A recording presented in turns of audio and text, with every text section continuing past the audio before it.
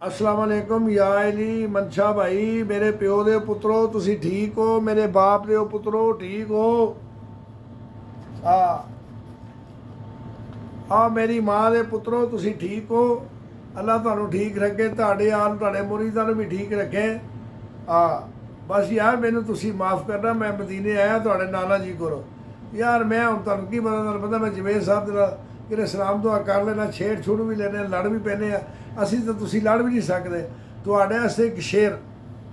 Medina पाक शाह जी पहले Medina दिखा दो अजीज का सलाम भी कर लिया पापा जी को हाँ दिखाओ तो फिर मैं शेर पढ़ा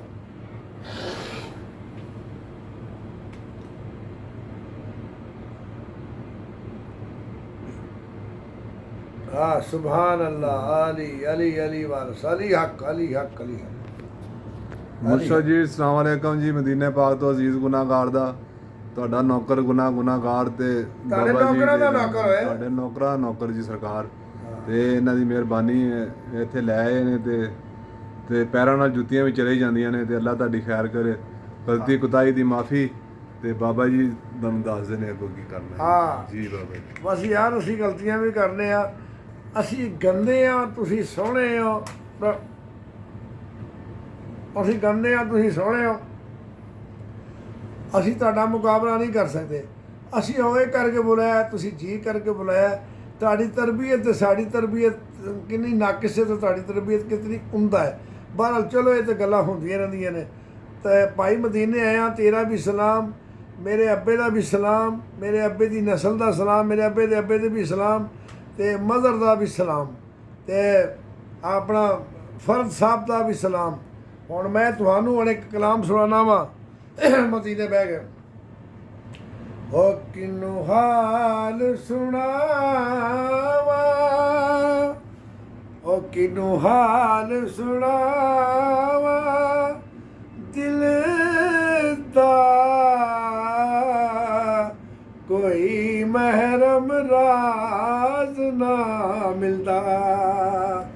ਕਿਨੂੰ ਹਾਲ ਸੁਣਾਵਾ ਦਿਲ ਦਾ ਕੋਈ ਬਹਿਰਮ ਰਾਜ਼ ਨਾ ਮਿਲਦਾ ਕਿਨੂੰ ਹਾਲ ਦਿਲ ਦਾ ਕੋਈ ਮਹਿਰਮ ਰਾਜ਼ ਨਾ ਮਿਲਦਾ ਕਿਨੂੰ ਹਾਲ ਸੁਣਾਵਾ ਦਿਲ ਦਾ ਕੋਈ ਮਹਿਰਮ ਰਾਜ਼ ਨਾ ਮਿਲਦਾ ਮੇਰੇ ਬਿਲਕੁਲ ਉਹਦੀ ਸੂਰਤ ਸੀਨੇ ਲਾਈ ਅਸਾਂ ਸਮਝਿਆ ਮੰਜ਼ਿਲ ਪਾਈ ਉਹਦੀ ਸੂਰਤ ਸੀਨੇ ਲਾਈ ਅਸਾਂ ਸਮਝਿਆ ਮੰਜ਼ਿਲ ਪਾਈ ਕਿੱਥੋਂ ਲੱਭੀਏ ਜ਼ਾਮਨ ਕਿੱਥੋਂ ਲੱਭੀਏ ਜ਼ਾਮਨ ਦਿਲ ਦਾ ਕੋਈ ਮਹਿਰਮ ਰਾਜ਼ ਨਾ ਮਿਲਦਾ ਮੇਰਾ ਸਲਾਮ ਜਿਤਨੇ ਤੁਹਾਡੀਆਂ ਕਾਕੀਆਂ ਕਾਕੇ ਤੁਹਾਡੇ ਜਿਤਨੇ ਮੁਰੀਦੈਨ ਨੇ ਸਾਰਿਆਂ ਨੂੰ ਮੇਰਾ ਸਲਾਮ ਕਿ ਕਸੂਰ ਚੁਣ ਕੇ ਬੇਕਸੂਰ ਹੋਣ ਸਾਰਿਆਂ ਨੂੰ ਸਲਾਮ ਮਨਸ਼ਾ ਜੀ ਅੱਲਾਹ ਤੁਹਾਨੂੰ ਖੁਸ਼ ਰੱਖੇ ਮੌਲਾ ਪੰਜ ਦਿਨ ਬਾਅਦ ਤੁਹਾਨੂੰ ਖੁਸ਼ ਰੱਖੇ ਤੁਸੀਂ ਸਾਨੂੰ ਬੜੀ ਇੱਜ਼ਤ ਬਖਸ਼ੀ ਹੈ ਅਸੀਂ ਨਹੀਂ ਤੁਹਾਨੂੰ ਦੇ ਸਕੇ ਅਸੀਂ ਬਖਸ਼ਿਸ਼ ਤੇ ਲਾਇਕ ਨਹੀਂ ਤੁਸੀਂ ਬਖਸ਼ਿਸ਼ ਤੇ ਲਾਇਕ ਹੋ ਖੈਰ ਹੋਵੇ ਤੁਹਾਡੀ